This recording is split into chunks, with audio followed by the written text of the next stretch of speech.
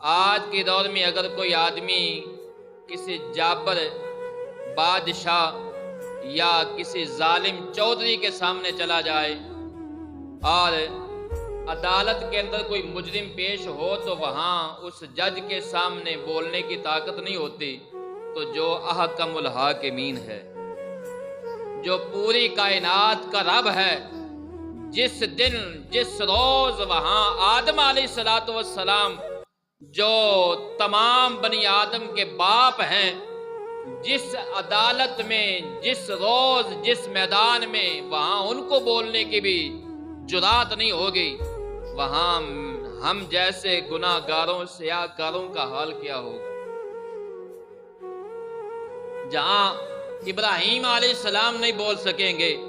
جہاں موسیٰ علیہ السلام، عیسیٰ علیہ السلام، نوح علیہ السلام جو ہیں وہ کہیں گے کہ آج ہم نہیں گفتگو کر سکتے، ہمیں تو اپنی فکر ہے۔ جس عدالت میں ایسے ایسے جلیل القدر انبیاء وہ نہیں بولیں گے تو کسی کی بولنے کی کیا جرت ہے؟